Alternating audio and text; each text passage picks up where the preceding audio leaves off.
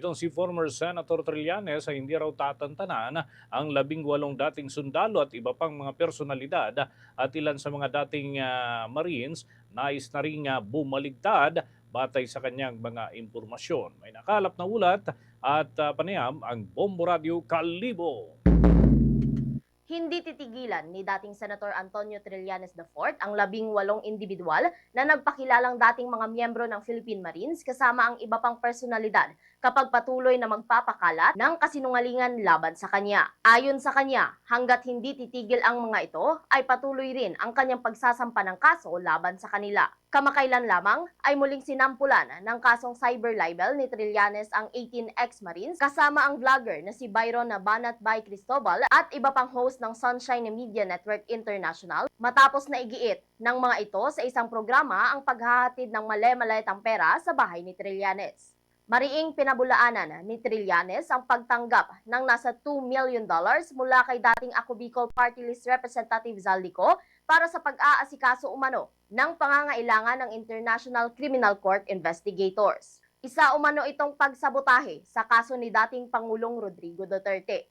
Dagdag pa ni Trillanes na may 5 pang sundalo ang nirecruit ngunit hindi sumama sa 18 ex-Marines. Maliban dito, ang iba umano sa 18 dating Marines ay nagdadalawang isip na rin na bumaliktad.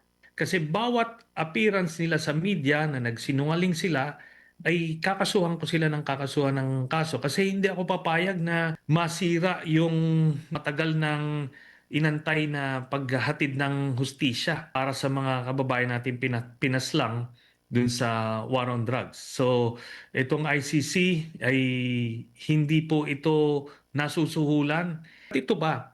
Meron ngayon sa ongoing investigation, meron nang nakausap at umamin na 5 na dating kasamahan nitong 18 na sila daw ay inalokan ng pera na milyon-milyon kapalit ng pagsama doon sa presko na yon na ginawa nila Baligod. Pero itong 5 na ito ay hindi sila pumayag. Si dating Senator Antonio Trillanes IV sa kanyang naging pahayag.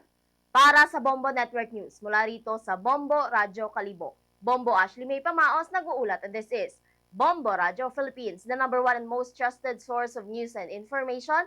Basta Radio. Bombo!